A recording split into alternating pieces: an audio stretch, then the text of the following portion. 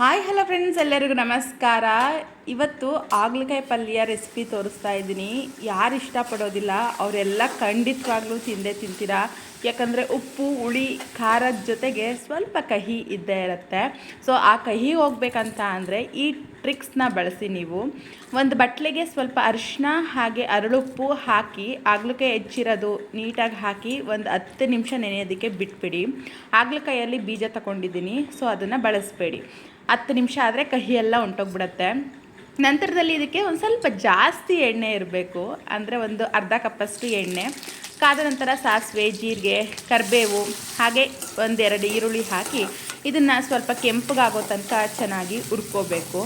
So ಇದು ಹುರಿದಾದ ನಂತರ ಇದಕ್ಕೆ ನೀವು ಹಾಗಲಕಾಯಿ ನೆನೆ ಹಾಕಿರ್ತೀರ ಅಲ್ವಾ, ಸೊ ಅದನ್ನು ನೀರನ್ನು ಹಿಂಡಿ ನೀವು ಆ ಹಾಗಲಕಾಯನ್ನು ಹಾಕಿ ಹಾಗಲಕಾಯಿ ಕೆಂಪಗಾಗೋ ತನಕ ಚೆನ್ನಾಗಿ ಹುರಿಬೇಕು. ಇದೇ ಟ್ರಿಕ್ಸು, ನೆನೆ ಹಾಕೋದೊಂದು ಚೆನ್ನಾಗಿ ಉರಿಯೋದೊಂದು. ಇದು ಮಾಡಿದ್ರೆ ಪೂರ ಕಹಿ ಅಂಶ ಹೋಗುತ್ತೆ, ಸ್ವಲ್ಪ ಇರುತ್ತೆ. ಉಪ್ಪು ಹುಳಿ ಖಾರ ಬೆಲ್ಲ ಎಲ್ಲ ಹಾಕ್ತೀವಲ್ವ, ಸೊ ಮೇಂಟೈನ್ ಆಗುತ್ತೆ. ಅಕ್ಕಿ ರೊಟ್ಟೆಗಂತೂ ಒಂದೊಳ್ಳೆ ಕಾಂಬಿನೇಷನ್ನು, ನಮ್ಮ ಫೇವ್ರೆಟ್ ಅಂತಲೇ ಹೇಳ್ಬಹುದು.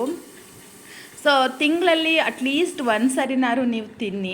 ಕಹಿ ಅಂಶ ಎಲ್ಲ ಹೋದ್ಮೇಲೆ 1 ಕಪ್ಪು ಹುಣಸೆ ರಸಕ್ಕೆ ರುಚಿಗೆ ತಕ್ಕಷ್ಟು ಉಪ್ಪು ಹಾಗೆ ಸ್ವಲ್ಪ ಬೆಲ್ಲ 1-2 ಸ್ಪೂನಷ್ಟು ಹಾಗೆ ಬೇಳೆ ಸಾಂಬಾರು ಪೌಡ್ರ್ ತಗೊಂಡಿದ್ದೀನಿ, ಅದೊಂದು 2 ಸ್ಪೂನಷ್ಟು ಹಾಕಿ ಗಟ್ಟಿಯಾಗಿ ಕಲಸು ಇಟ್ಕೊಳ್ಳಿ ಸೈಡ್ಗೆ.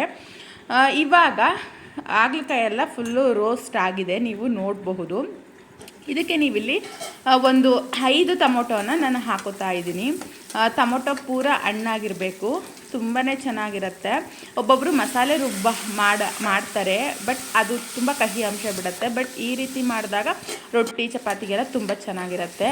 ಅದು ಟೊಮೊಟೊ ಎಲ್ಲ ಸಾಫ್ಟ್ ಆದ ನಂತರ ಕಲಸಿಟ್ಕೊಂಡಿರುವಂತಹ ಉಪ್ಪು ಹುಳಿ ಖಾರ ಎಲ್ಲ ಹಾಕಿ 1-2 ಕುದಿ ಚೆನ್ನಾಗಿ ಕುದಿಸ್ಬಿಟ್ರೆ ಪರ್ಫೆಕ್ಟ್ ಆಗಿರುವಂತಹ ಹಾಗಲಕಾಯಿ ಪಲ್ಯ ರೆಡಿಯಾಗತ್ತೆ.